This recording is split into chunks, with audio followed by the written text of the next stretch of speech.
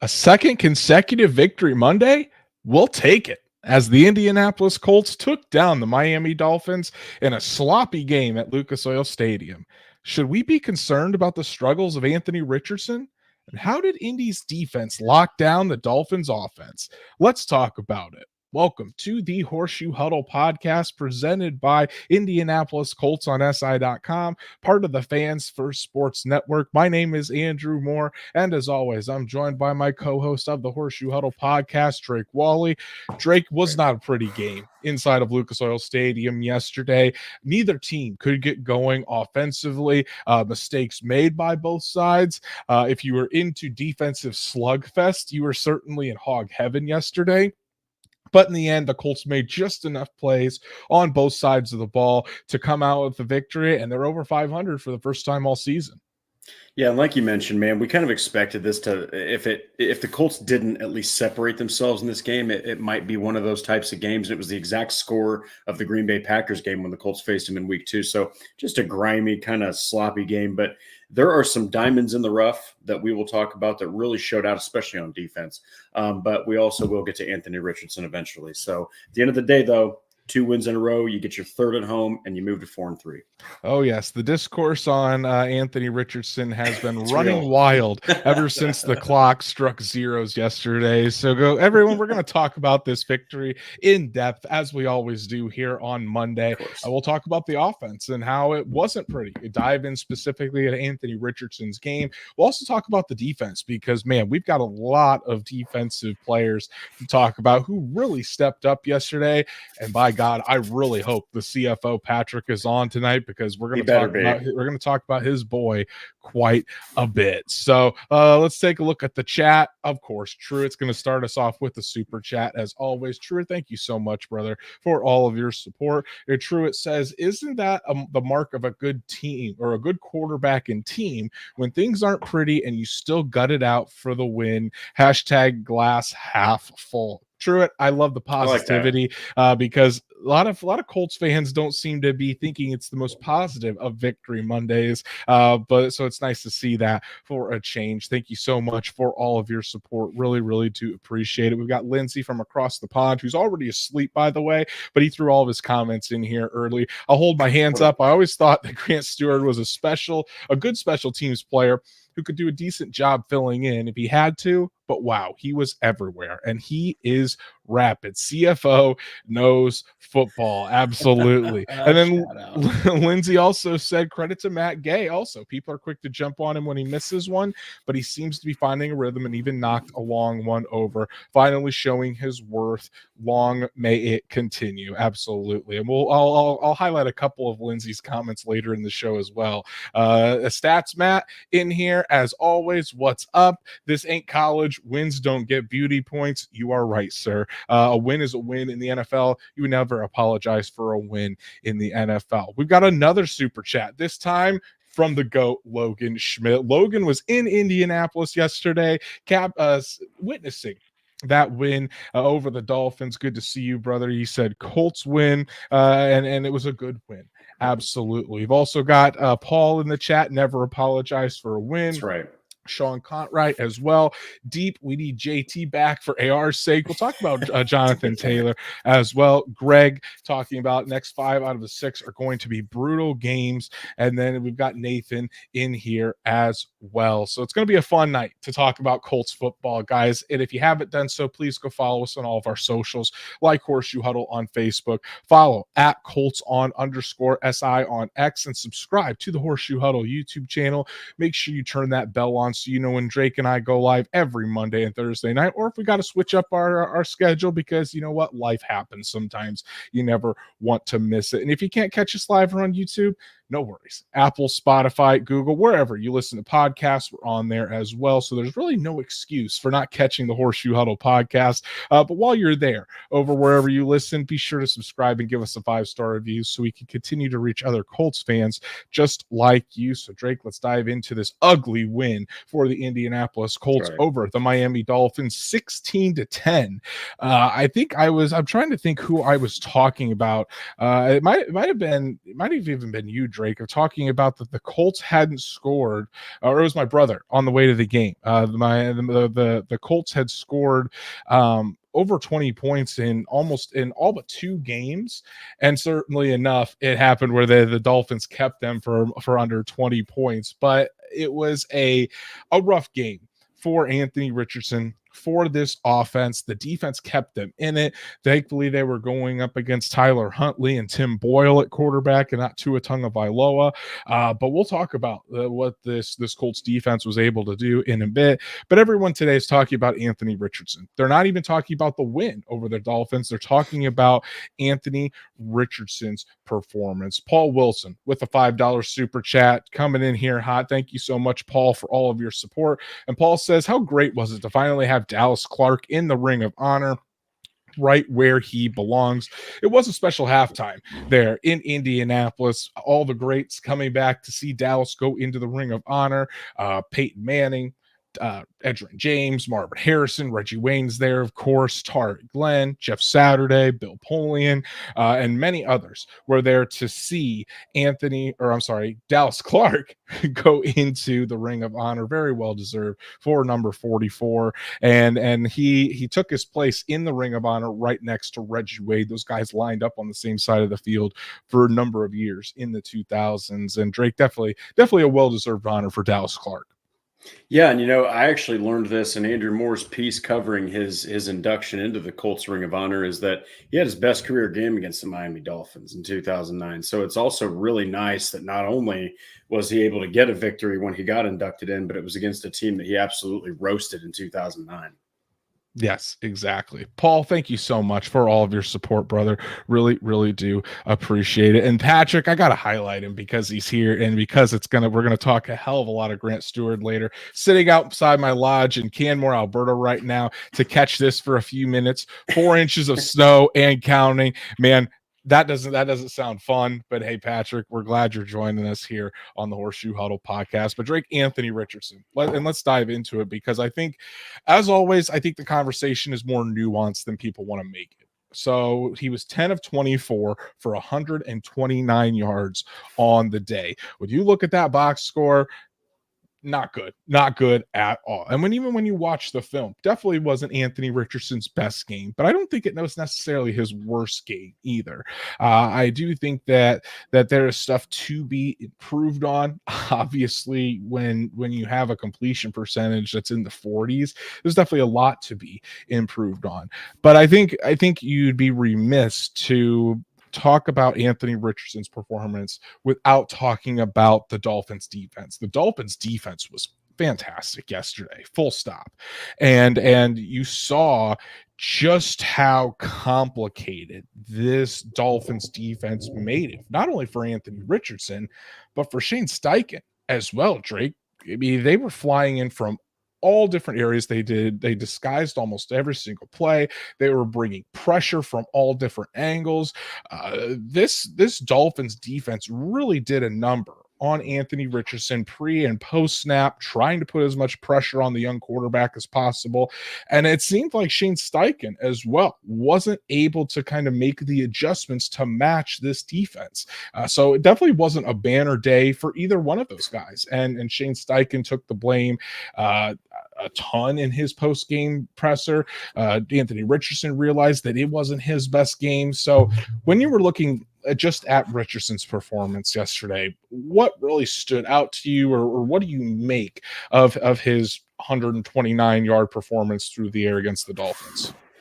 He started at one point, he was 5 for 15. That I remember that stat line. I can't remember what game it was, but it was a Zach Wilson Jets game when you saw that kind of struggle. The difference is younger here, and you're dealing with a guy that did finish 5 for 9. Okay, so I know 5 for 9 is not super great, but once that ground game got going a little bit, Sermon was really big on the ground, helped kind of diversify the offense, and then Richardson was able to start generating some stuff on the ground. He was able to hit more of his throws, but I think at the end of the day, man, some of those throws, they were just real hard to watch. Some of those misses. Alec Pierce had an awful drop that was not Richardson's fault. later in the game. But yeah, man, I mean, certain balls are like, they should be out here, and instead they're right here, so the defender can just stick his arm right in there instead of having to really extend. Richardson's just got to stay on the field, though, ladies and gentlemen. This kind of game is great for him to experience, especially when he gets a win.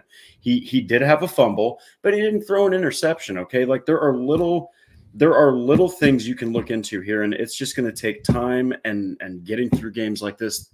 Ladies and gentlemen, this is what developing a quarterback looks like. All right, getting Manning and Luck day one ready guys. It's just really hard to find that kind of talent.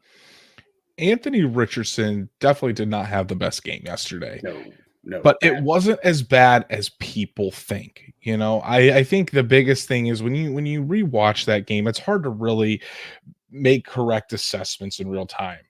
But when you rewatch that game and you really study the different plays, a lot of those plays, Anthony Richardson was making the correct reads. Not all the time. I will say that there was some that he could have improved on, but a lot of times it was just really good play by the Dolphins defense. A couple of those incompletions, the Dolphins defenders just made really good plays on the ball, or they timed it as such where maybe they got there just a little bit early, but it was so close that the referees weren't going to throw the flag. And they were able to break those passes up. He was pressured so much yesterday. I think probably the most he's been pressured in his NFL career. And that brings me to the Stats Matt stat of the day, which was presented by Busch Light. AR was pressured on 18 dropbacks. 60% of his dropbacks yesterday with 0 sacks taken. 12 of those 18 pressures occurred in under 2.5 seconds, which is categorized as a quick pressure. And then part 2 of that is that comes to a 40% quick pressure rate, which is the highest of any quarterback this season. So, Drake, the Dolphins were just throwing everything they could at this man yesterday. They really were. And I think he handled it about as well as you could expect for a guy that was making, I think it was yesterday was his 9th start in the NFL. So when you're putting all of that together, it's not, I don't think it's hyperbole to say that yes, the Dolphins defense did get the best of Anthony Richardson yesterday, but when you break things down like that, it's easy to see how and why it was so difficult for Anthony Richardson yesterday throwing the football, just because of how this Dolphins defense was attacking him. And this is, I think in the long run, this is actually going to be a really good thing for Anthony Richardson to see all of this kind of stuff in his first full season as the starting quarterback for the Colts. This is kind of what you want to see. You want trial by fire. So that way he can adjust, he can learn from this, and he can get better because of it. So again, not the best performance, obviously, by Anthony Richardson, but I don't think it was his worst performance, because when you look at the film and you go back and look at that Green Bay game and you look at that Chicago game, I honestly think that those were worse games in terms of his accuracy, his processing. I thought those were worse games for Anthony Richardson than what he produced on Sunday. Yeah, I mean, you go back to the Green Bay Packers game, you have three interceptions, 17 for 34 is what he finished. I mean, 50%, that's really not much farther than where he was in this game, but he didn't have 3 interceptions. I know he had the fumble. Then you go back to the Bears game. He had arguably the ugliest interception I've ever seen him throw, where he looked right at 3 Bears defenders with Drew Ogletree behind them and just goes, like, I mean, at least he didn't do that. Okay. He's trying to make progress here, but I will say Jalen Ramsey had him dead to rights, who, by the way, is like a 210-pound cornerback. Hit Richardson with everything he had. Richardson just throws him right off, goes and runs away. Okay, the dude is showing his value and size and athleticism in that pocket too, because they got to him multiple times, and he's just too big to bring down. He's too fast to get on the ground when you get away from him. I mean, if he can hit these simple throws, and when he starts hitting these simple throws, I know we'll keep saying this because it's true, and it's an if. But if he does, and I think he will with Shane Steichen, my God, man, that is just going to be such an issue. So I think you got to keep him in. You got to let him develop. Games like this are what he needs to experience. I think so too. And here's another point. Even though he was he wasn't very good throwing the football yesterday because of his ability to run and his ability to use his legs. We've been saying this for a long time, but it just elevates the floor of this offense. And he was still able to impact the offense in a positive way because he was able to run. Getting back to the Joe Flacco argument of saying, Joe Flacco should have been in, with all of the pressure that the Dolphins were sending his way, there's no way in hell that Joe Flacco exits that game with 0 sacks. I don't know if Joe Flacco could do a better job of escaping the pressure than Anthony Richardson did on Sunday, just because of the pure athleticism that it was going to take to escape that. But when he was running, breaking news, Paul Wilson with another super chat. Thank you so much, brother, for all of your support. Breaking news, Anthony Richardson slid. And Drake, he really did use his legs very, very well yesterday. This is crazy. I got this completely wrong. Going into this game, on Thursday, I said, I don't think they're going to use the quarterback run game nearly as much. Yeah, and I was completely wrong because Anthony Richardson was tied for the lead on the Colts team in carries with 14 for 56 yards. Led the Colts in rushing yesterday. And as Paul Wilson said, AR slid multiple times. Anthony Richardson slid, got down, was protecting himself yesterday. That's exactly what you want to see. Paul, thank you so much again for the super chat, brother. Really, really do appreciate it. So, Drake, that's the thing. He was able to use his legs multiple times, multiple scrambles where Anthony Richardson would have been dead to rights and losing yardage, getting sacked. He was able to make his way out of it, scramble, and pick up yards on the ground. That is what makes Anthony Richardson so dynamic, and why it makes this offense so much more dynamic is Anthony Richardson's ability with his legs. So that way, if he is having poor performances through the air, he can still impact the game in a positive manner through running the football. Yeah, and Steichen schemed it up that way. There was a play where I think it was Adonai Mitchell or it was Josh Downs, one of the receivers literally goes in motion to the left just so that it takes a defender away from a QB designed run that's going to the right. I mean, Steichen knew this, and he knew he could get an edge possibly using Richardson as a runner. And I know that it's an ugly game passing, but like you said, man, I know that Joe Flacco probably has a better completion percentage. It's probably not even probably. He would have had a better completion percentage. Mm-hmm. But I mean, that defense had those receivers locked tight. It would have been a lot of short completions. Even Steichen mentioned he has to do better at getting guys open for Richardson. But yeah, you got to give a credit to the Dolphins defense because they came to play. They almost won the game. So. Well, and the thing is, too, when you look at the lone touchdown for the Colts yesterday, where Tyler Goodson took it right up the middle after the fumble forced by Saguna Luby and picked up and almost took it back himself. But when you look at that play, it's a handoff to Tyler Goodson, but if you watch the Dolphins linebackers, they're all fixated on Anthony Richardson, and they go over to that, I guess it would be the left side of the defense, because that's where Anthony Richardson would be running, or the right side, depending on which way you're looking at it, but they would be running to that side that Anthony Richardson would be taking off. All the linebackers shift over to that side once the play starts. And when Anthony Richardson doesn't have the football, he hands it off to Tyler Goodson.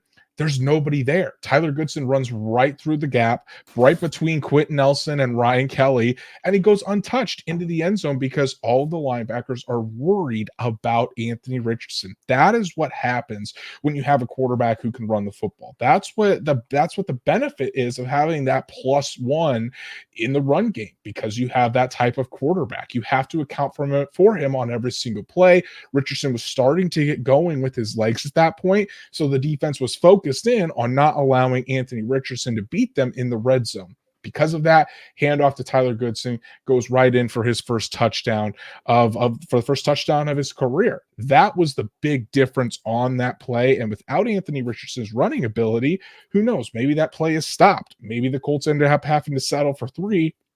And we're talking about a completely different ball game, because yes, it would have been 13-10, but it could also change some things that the Dolphins would have tried to attack with as well. And if Anthony Richardson doesn't use his legs yesterday, the Colts don't pick up nearly as many, first downs, aren't able to extend some drives to get into field position for Matt Gay to kick some of those field goals. So That's the thing about Anthony Richardson. Yes, passing performance, not great, but his ability to run definitely helped this offense yesterday and helped keep this offense afloat. So, Drake, overall, when you're looking at this performance as a whole, and I guess since he missed 2 games or 5 games in with Anthony Richardson this season, what is your total evaluation of him as a quarterback through 5 starts, through 5 games, or really 4.5 games if you want to count the Pittsburgh game as one? But what's your evaluation of the Colts quarterback right now?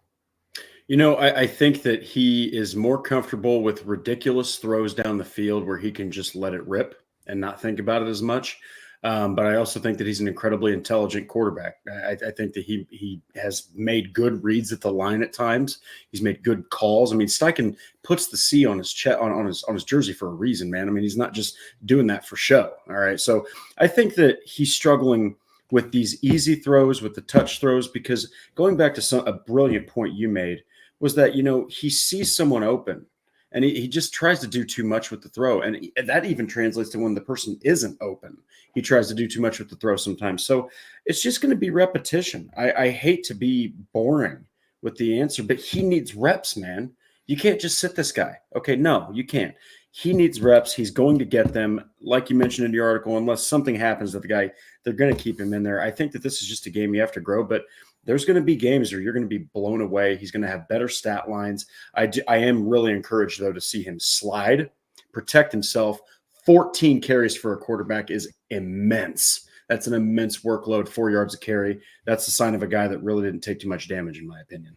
Yeah, I think overall, if you were a little bit still questioning how Anthony Richardson is feeling, you probably come out of that game feeling much better. He looked like his normal self out there, and that's why the Colts held him out against the Tennessee Titans. They wanted him back when he did return. They wanted him to be able to play at his full self, and he was able to do that yesterday on the ground. Let's talk about a couple more points on offense before we switch to the defensive side of the ball. The run game wasn't great, Drake. Let's be honest. None of the offense was great yesterday. But I thought they did a really good job. It was probably the best we've seen the running game in quite some time, at least over the past couple of weeks. We obviously talked about Anthony Richardson's 56 yards, but Tyler Goodson finally got the bulk of the carries at the running back position. 14 carries, 51 yards, only 3.6 yards per carry average, but he did have the touchdown, like I said. And it seemed like Trey Sermon as well, Drake. Trey Sermon looked more comfortable in that backup role, not being the every down back that the Colts had tried to use him as over the past couple of weeks. Only 8 carries for Trey Sermon, but he turned that into 36 yards, 4.5 yards per carry. Trey Sermon looked like he had more burst. He was running better than we have seen recently with Trey Sermon. So overall, the Colts had 155 yards on the ground, 4.2 yards per carry. And because the passing game wasn't really able to do much yesterday, they really had to rely on that running game. And I think overall, Tyler Goodson and Trey Sermon were serviceable and did just enough so that the Colts were able to produce at least a little bit something on offense to complement Richardson's legs. Yeah, and they were able to do this with 4 different guys. Of course, Doolin got the end around where he had 12 yards. But Right. yeah, man, props to Goodson, man. I think that there were some times where you saw his size really be an issue for him on the interior and some of those like A gaps. I mean, sometimes he got blown up. But the minute he got through, the minute he's in space, he's just a real hassle to try to tackle. He's very fast. He's got straight line speed. Did not even have a single catch and still was impactful. But I got to tip my hat to Trey Sermon. I think it was in the fourth quarter. He almost took over a drive basically by himself. He had like 4 or 5 carries on one drive that just pounded Miami into submission. So this was a team effort with the ground game because there wasn't a damn thing happening through the air. So the fact that you were able to take 2 of your backup running backs, one of which is really a pass catching specialist, and then your quarterback and formulate a ground game that added up to 143 yards between with the 3 of them accounted for. That's pretty impressive. I'm not going to lie, but I think you also have to give a lot of credit to that offensive line because they also didn't allow a single sack on the day. No, they did. I mean, yes, they were bringing pressure, and certainly the offensive line, I think, could have done a better job. But in the run game, they certainly showed out. But I think more of the credit should go to this running attack, to the running backs, to Anthony Richardson because of this. Stats Matt stat of the day, another one presented by Busch Light. Stats Matt said Busch Light Peach is what he's sipping on this evening, so we'll go with Busch Light Peach. But 101 rushing yards of the 155 were after contact for Indianapolis. So that is on Anthony Richardson, Trey Sermon, and Tyler Goodson for continuing to fight with after contact, not settling, continuing to churn their legs and still push out that yardage. So really interesting stat there by Stats Matt. And then the one other thing that I wanted to kind of talk about in the offense was the lack of involvement for Josh Downs, Drake. And obviously this passing attack, nobody stood out yesterday out of the wide receivers because they only had 10 completions. The best one was Michael Pittman with 63 yards yesterday on 3 catches. But Josh Downs, only 3 targets yesterday, 1 catch for 3 yards, and it was basically on a quick screen. This isn't acceptable to me. I put this on Shane Steichen and Jim Bob Cooter and the game planning for the Indianapolis Colts, because Josh Downs has been probably your best wide receiver over the past few weeks, considering the injury to Michael Pittman Jr.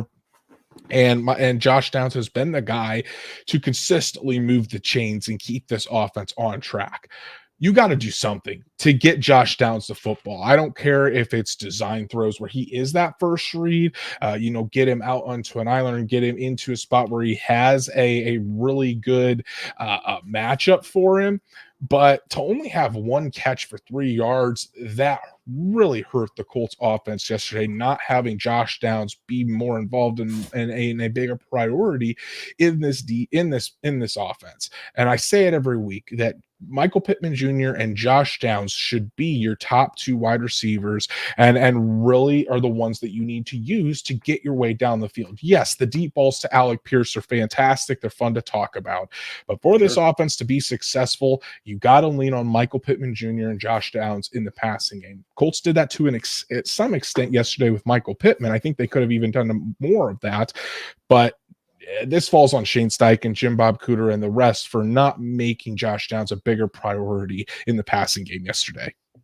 Yeah, and I think that when you're able to get him the football consistently, once he starts to generate catches, you open up other things. You open up stuff in the intermediate, then you open up stuff in the deep game for guys like Alec Pierce. It's a whole hell of a lot harder for Alec Pierce to operate when you can't really generate anything underneath or anything in the intermediate, and you're missing throws and incompletions here and there. They can really just hone in on that deep ball and know, okay, Richardson's really good at throwing this. He's missing all these here. But all we got to do is make sure 14 doesn't get behind us, and we're good. Or put him in a one-on-one situation with another defensive back. So again, this is a credit to the Dolphins defense as well. But like you said, Shane Steichen, he acknowledged it. He is going to probably be the kind of guy that's going to look back on this entire game tape and really be the kind of guy that's going to be really hard on himself for not giving Richardson a better chance to succeed. Well, what have we seen the past few weeks from the Jacksonville Jaguars, the Tennessee Titans? They used the quick passing game to try to stop and eliminate any impact by this Colts pass rush on their various quarterbacks. The Colts didn't do that. Stats Matt is dead on. The lack of Josh Downs is what helped the Dolphins blitz. Using him would have helped slow that blitz. Exactly. Use the quick passing game, those quick routes to Josh Downs, whether it's an RPO, whether it's just a quick pass, to Josh Downs out there. Get him more involved. Make the defense have to respect what Josh Downs can do.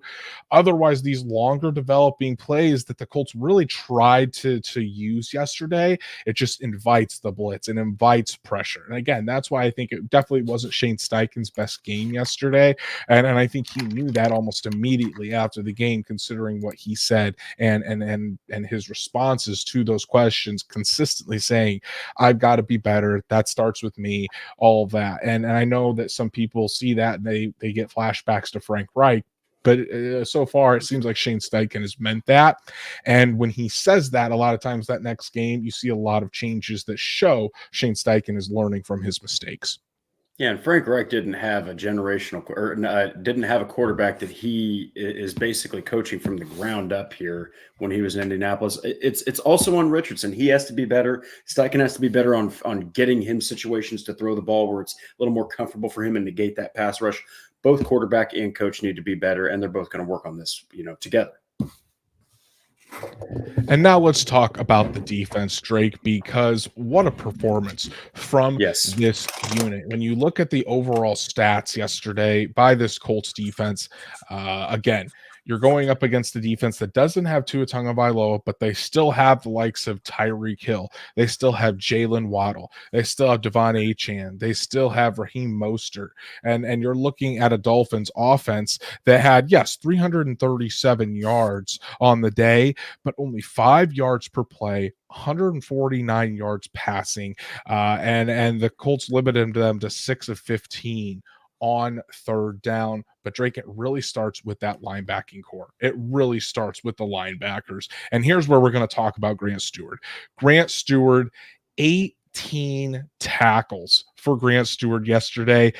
That is, I don't know what exactly this stat is, and I wish I had it in front of me, but I think in Grant Stewart's career, Drake, before yesterday, he had played something like 57 total snaps on defense. Yesterday, he played 64 snaps on defense. So he played more snaps than he had ever had in his entire career in one game yesterday. And Grant Stewart's 18 tackles in one game ranks third in Colts history for most tackles in a game. I think the only two that are ahead of him are Shaquille Leonard and I want to say Gerard Herod, but I could be wrong on that. Someone will have to fact check me on that. But more tackles than Zaire Franklin's ever had in a game. It's insane. And as NFL Nerd said, yes, 18 is the most since Shaquille Leonard's rookie season. Grant Stewart was all over the field yesterday, Drake, and without Grant Stewart, the Colts don't win this football game. Yeah, and I started thinking a lot of the CFO Patrick Rye when I saw the Comet Trail just fly across the field. Absolutely fantastic performance from Grant Stewart. And you talk about a game where EJ Speed doesn't play. Okay, so you're already down a guy. All right, then Jalen Carlisle goes out with an injury, and he was playing out of his mind. By the way, I mean he had like 5 tackles, a tackle for loss, a sack. Jalen Carlisle was playing incredible football. And then he goes out. So now you have to put even more pressure on Segun Alubi, Zaire Franklin, and Grant Stewart. By the way, both of Zaire Franklin and Stewart together had 35 freaking tackles. That is ridiculous. But Grant Stewart stood out. I think that he has to potentially be putting a thought in these coaches' heads like, do we need to like try to integrate this guy into the defense somehow? Like, I mean, that was a really good performance, and he just flew into the ball carrier. It wasn't really much form. It was just flew right into the ball carrier, full body, full frontal assault. I loved it, man. Good to see. Yeah, and I do think that Grant Stewart probably has a role as a Sam linebacker on this team. I don't think you'd want to rely on Grant Stewart in pass coverage primarily, but Grant Stewart was certainly out there. He was playing with his hair on fire, literally. I mean, that mane was flowing, awesome. And he was just dominating out there. He was flying around this defense. And, credit to Grant Stewart for making the most of his opportunity. This guy has been a special teams player for his entire career. Just he doesn't complain. He goes out there every single play, gives 110%. He flies around. And because EJ Speed was hurt yesterday with the knee, Jalen Carlisle was expected to get most of the snaps. Yes, Grant Stewart would come in on the base downs when the Colts would have their 3 linebackers, but when the Colts would go to their sub packages, it was going to be Jalen Carlisle. All of a sudden, Jalen Carlisle goes out with that ankle injury. Next man up mentality, instead of Jalen Carlisle having his opportunity, ends up being Grant Stewart, and Grant Stewart goes out there, absolutely dominates. And so Grant Stewart, another really good find. The Colts traded for Grant Stewart from the Tampa Bay Buccaneers, and he's just been a solid pickup, just doing whatever has been asked of him. Again, do I think that this is a precursor to Grant Stewart becoming an all-pro linebacker in the NFL? No. but I do think, credit where credit is due. He had a fantastic performance yesterday, and it just shows that the Colts can count on him if they do have injuries at the linebacker position. And now with Jalen Carlisle likely to miss multiple weeks because of this ankle injury, I think Grant Stewart is going to have a bigger role on this defense, certainly when the Colts are in their base 4-3 defense. Yeah, just so many damn injuries. Absolutely ridiculous amount on the defense. But for the Colts to have guys like Stewart and Saguna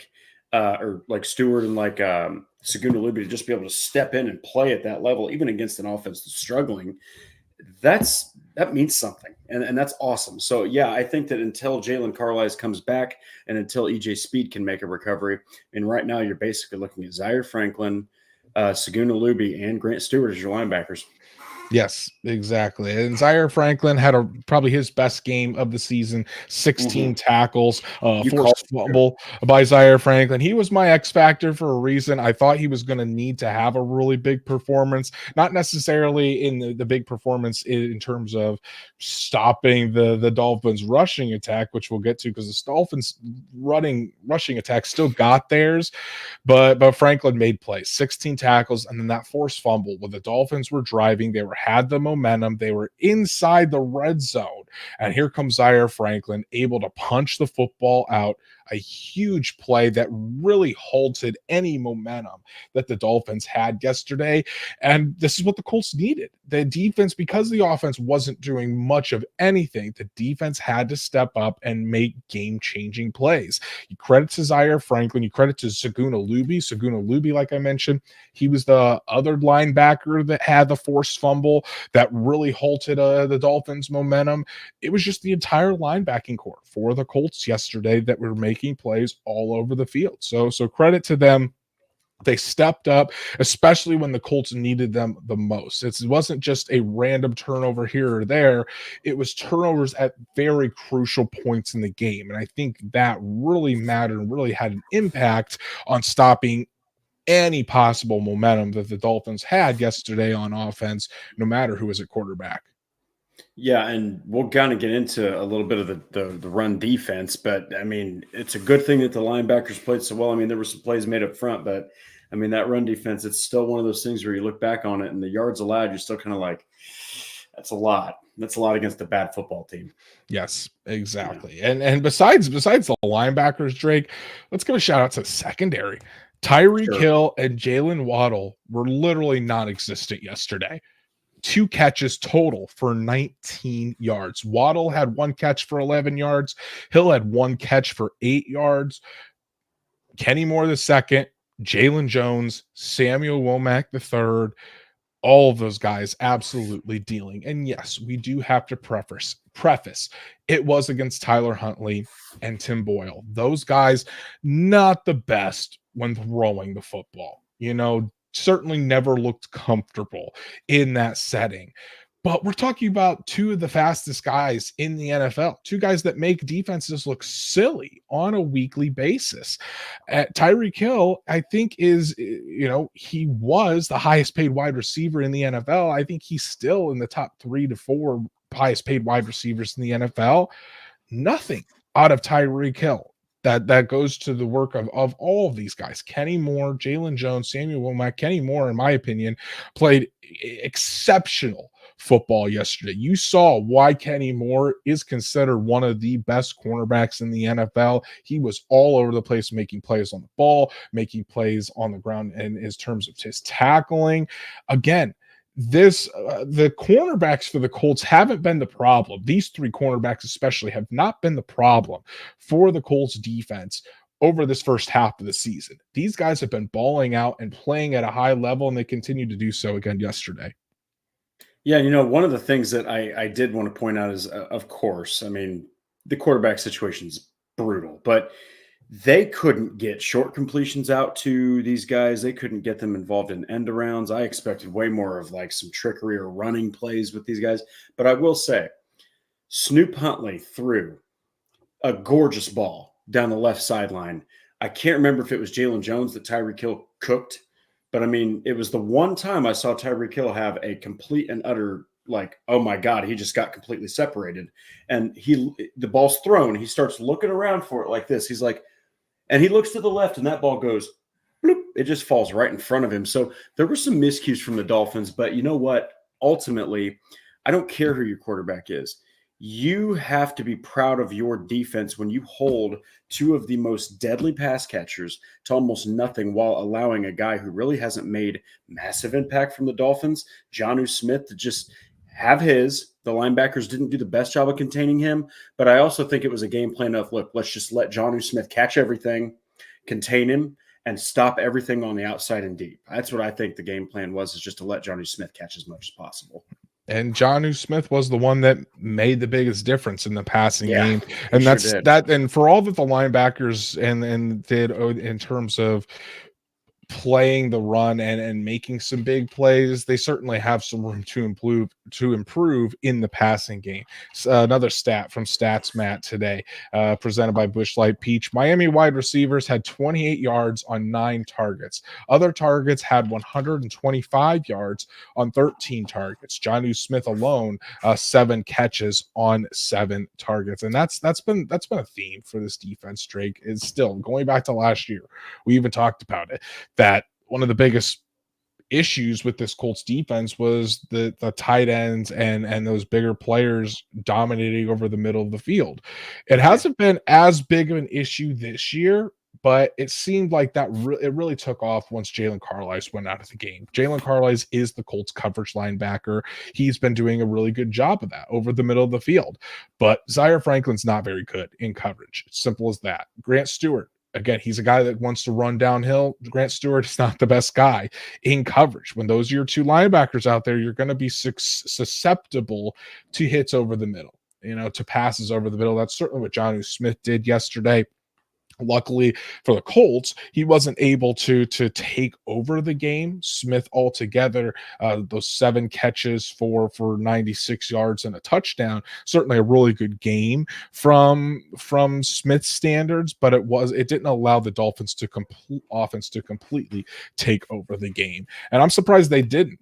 With their running game, at least, Drake, because we talked about it, that this Dolphins offense, Dolphins rushing attack, was going to be the biggest threat, and it certainly was. I think the Dolphins, here I've got the stats right in front of me.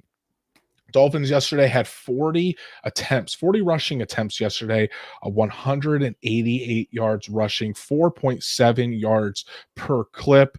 Again, not good enough for this Colts rush defense. And it's not going to be good enough over these next few weeks when you're facing running backs like Joe Mixon is on the schedule. Breece Hall is on the schedule.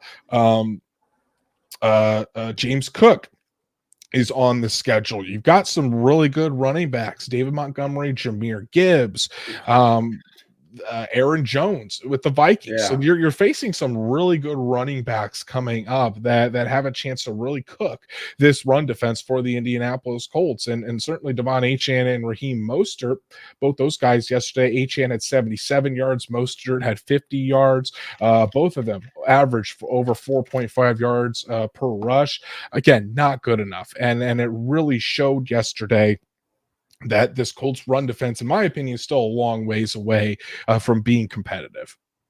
Yeah, and the thing is, they came into this game, the Dolphins did. Achane was struggling, and Mostert had injuries, but he had been struggling. Jalen Wright was their most explosive runner. So Achane has 5.1 yards per carry. Mostert has 4.5 yards per carry. Jalen Wright had that great 19-yard run, 6.6 yards per carry. Man, dude, like you said, Joe Mixon destroyed Indianapolis in week 1. Aaron Jones is still somehow one of the most underrated running backs in the NFL. And my God, the Lions are terrifying. There's really no other way to put it. That offense is terrifying. So Indianapolis has got they've got some questions to answer about that run defense. I will say Shane Steichen giving good news on DeForest Buckner possibly making a return could not come at a better time.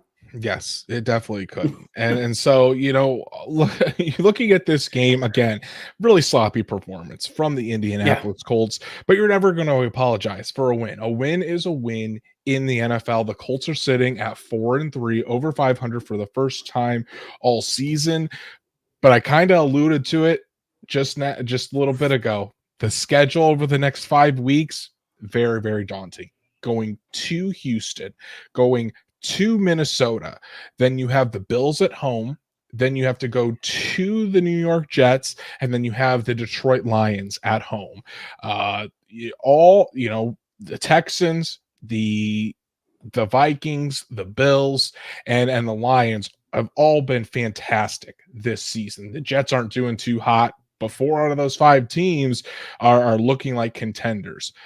Easily the toughest part of the Colts schedule this season. So Drake, what are your kind of your expectations, or how do you think this Colts team is going to be able to survive this? And if so, what do you think the main catalyst is going to be over these next 5 weeks?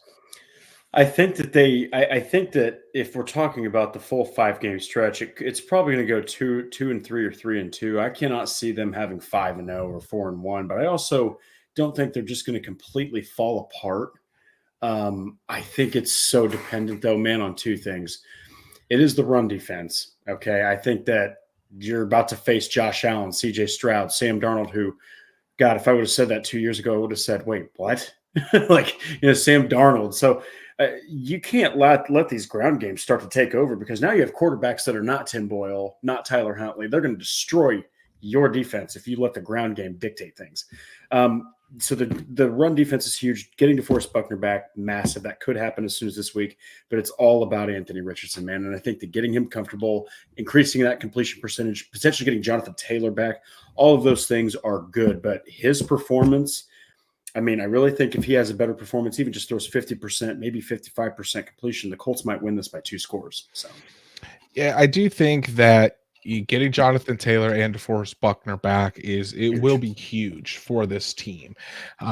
I do think that the Colts I don't see the Colts necessarily getting blown out in any of these. I think if there's a team that scares me the most, it's probably not Minnesota. It's probably Detroit. I think Detroit is the team that probably scares you the most out of these.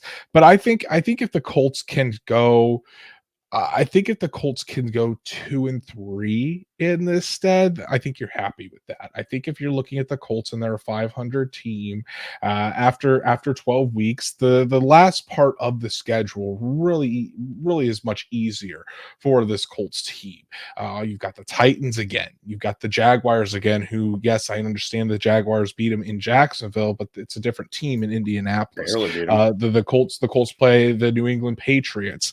They play the New York Giants, the Denver Broncos. The back end of this Colts schedule is not very good. They're not playing very good teams. So if you can just survive, obviously the Colts are going to try to win every game, but realistically, if the Colts end up going 2-3 in this stead, I think you're probably feeling very good heading into the final third of this season. We'll talk about stats. Matt's last stat of the day, presented by Busch Light Peach. Matt Gay hit his first 50-yarder of the season yesterday and hasn't missed a field goal since week 3. Matt Gay definitely looked like he was striking the ball much better yesterday, Drake. On that 50-yarder, it really didn't even act like it was trailing left, right down the center. And I'm sure that's really good for Matt Gay just to see that thing go through, jack up his confidence. Matt Gay has looked much better since week 3 of the season. And I think that at least from what I have seen of Matt Gay in person, it doesn't look like those troubles are there. As soon as I say that, he'll miss 2 or 3 field goals against the Texans this weekend. But all things considered, as of right now, Matt Gay looks like he's found his groove, and he's kicking the football really well. Yeah, and it's encouraging. It's awesome to see that, because we've seen strides and spurts where this guy looks like the sure thing, like the surest thing you could possibly put at kicker on your roster. So you just hope that continues. But yeah, man, he looked like, when you're out with the boys golfing and you finally find 2 or 3 good swings before you start sucking again. That's how Matt Gay looked yesterday, man. He just looked comfortable, just hitting them all straight, man. Definitely. Let's talk about the Colts injury report real quick because there is some news around this, guys. Jonathan Taylor obviously missed his third straight game with that ankle injury, but Shane Steichen said today he is very optimistic, and he usually doesn't say that, very optimistic that Jonathan Taylor will return this week. Drake, this is kind of what I've been saying all along. 3 weeks was kind of what I expected Jonathan Taylor to miss with this mild high ankle sprain. It looks like he should be good to go. We'll see how much he practices on Wednesday. I would assume that he practices. If he doesn't, I'd be a little bit surprised, but I assume he's going to practice on Wednesday, and I expect him to suit up and be out there against the Texans on Sunday. Yeah, and that's going to be huge. And I would say that, and I don't know how you'll feel about this, but they'll probably have him in a limited capacity to some point. I don't think that they're just going to shove him out there. Here's 30 carries to take the entire load of the offense. But just having Jonathan Taylor out there, even for 10, 15 carries, man, that's huge. Yes, and I think that you're probably going to see more Tyler Goodson in his stead, helping carry the load rather than Trey Sermon. I think he earned that. EJ Speed also had a knee injury and missed the game. No update on EJ Speed, but it doesn't seem like it's anything serious, so we could see Speed back as early as this weekend. Same with Chris Lamons and that ankle injury. Jalen Carlisle was the only Colt to leave the game for injury yesterday with that ankle injury, and Shane Steichen did mention today that Carlisle is likely going to miss some time. So Carlisle has been the best coverage linebacker for the Colts this year, easily. Drake, one of the best coverage linebackers in the entire NFL.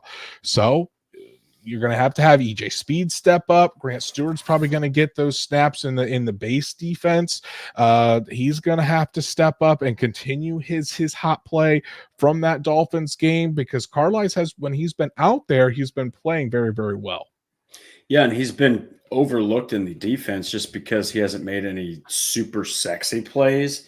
But, I mean, I'm serious. He was balling out against the Dolphins. He was everywhere. He was in the backfield, too, making plays in coverage. So this is a huge loss, and it's not often you say, losing a rookie for a certain amount of games due to injury is a big loss for your defense. But Carlisle, man, hell of a draft pick, and that fifth-round linebacker looks like a steal right now.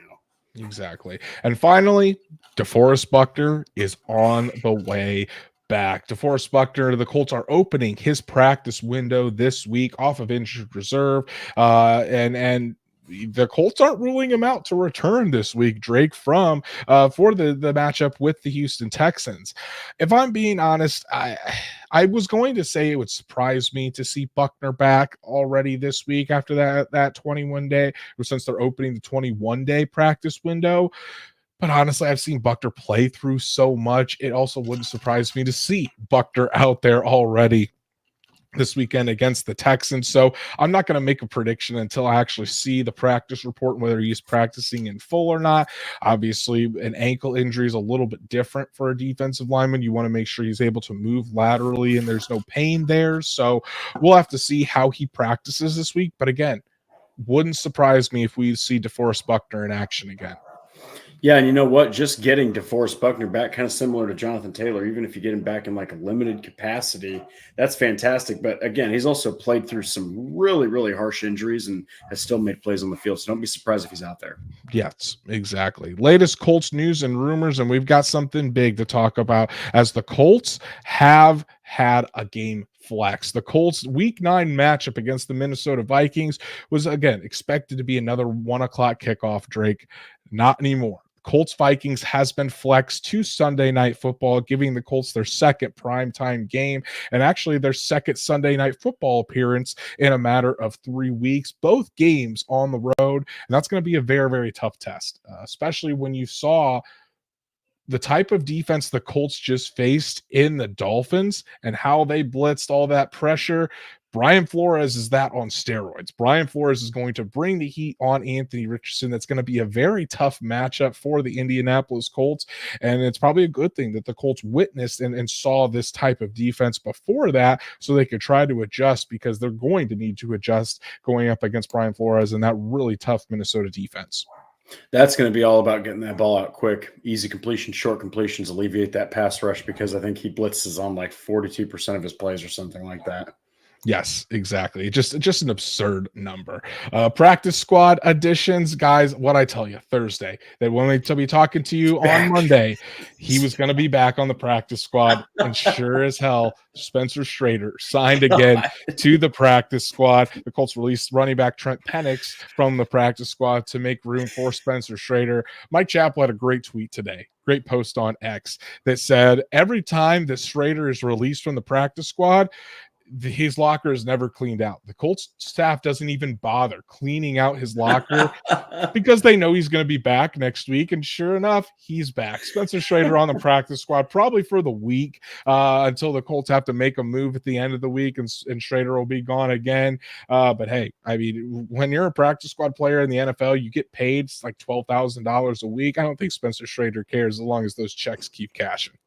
Yeah, and they obviously like him. I mean, they wouldn't just keep on bringing the guy back just for clownship. You know, they're actually securing a backup spot, and they've also seen him play in week 1. He was 3 for 3 extra points against the Texans. Yeah. Oh, just good insurance to have just in case something does happen with Matt Gay. All right, Drake, Colts player of the game.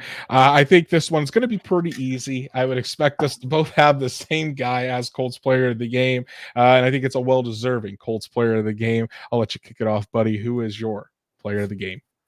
Oh, it's the CFO's man himself, Grant Stewart. I'm so excited, happy that Grant Stewart got an opportunity like this. It looked pretty bleak at linebacker when Carlisle went out, but the dude literally went in there. I'm telling you, look at people, go watch some of the clips from the game. The guy at one point is parallel with the ground. His body is just launched in the air, and he's just running full blast in these running backs. It's just awesome to see. Hype as hell about it, and I think that you might be seeing some Grant Stewart defensive snaps going forward, even when they're healthy at linebacker. I would say so. Paul Wilson saying Grant. We all know that most everyone is saying Grant Stewart is the player of the game. Right. Sean Contright as well. Stats Matt going outside the box with Matt Gay. Matt Gay certainly played a part in this one, hitting all 3 of his field goals to give the Colts that 16-10 advantage. But I am going to go with Grant Stewart. 18 tackles for the linebacker, easily the best performance of his career. I don't know if that'll ever be matched by Grant Stewart. And a guy that just, again, works his ass off. All he does is go out there and give it 110% easily. Grant Stewart is my Colts player of the game for their win over the Dolphins. So Drake, Colts, like I said, 4-3.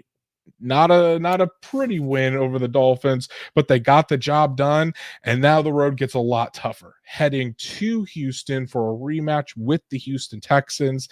Hey, the last time the Colts were in Houston, Anthony Richardson had a really big game before he was knocked out with that concussion. But hey, the Colts then had the game, played the Texans in Indy to end the year. Didn't come out with the victory. To start this year, Colts play the Texans in Indy, don't come out with the victory. Are we going to see the roles reverse and the Colts steal one back from the Texans in Houston? We're going to have to see. But regardless, this game is huge for the AFC South because if the Colts win, they're tied at the top with the Houston Texans for number 1 in the AFC South.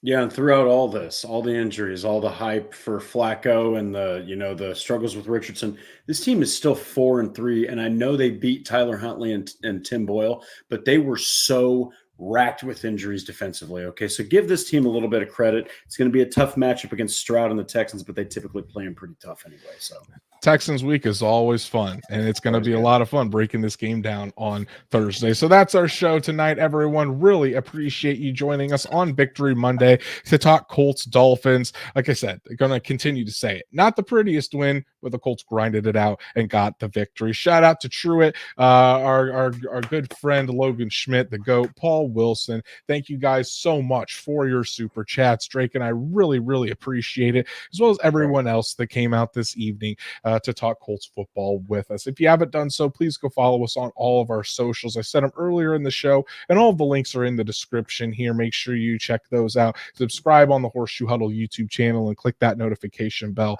so you never miss us. And then wherever you listen to podcasts, please subscribe. Give us a 5-star review so we can always reach Colts fans just like you. Drake, I know you've got plenty of content out there on horseshoehuddle.com. Highlight some pieces that the people need to go check out.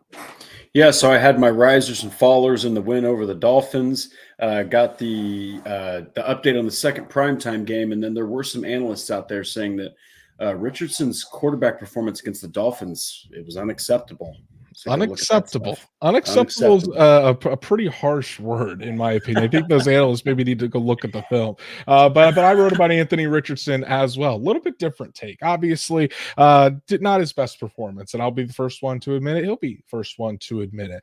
But Richardson did have some interesting comments. He talked about the Dolphins' defense and what they were doing. Shane Steichen also had some comments on what he needs to do better. But so I really dove into it, and then again, kind of gave my analysis at the end about why the Colts need to continue this roller coaster and continue to ride with Anthony Richardson, not Joe Flacco, as some Colts fans can still want to go with. So make sure you check that out as well as everything else on horseshoehuddle.com. Go follow Drake at DWalsterDrake. You can follow me at Andrew Moore NFL, and we'll be back on Thursday night to get you all set for the Week 8 matchup between the Indianapolis Colts and the Houston Texans. It's going to be another dogfight in the AFC South. So everyone, enjoy the rest of your Victory Monday. Go watch some Monday Night Football, and we'll see you right back here on Thursday night to get you ready for the Colts versus the Texans.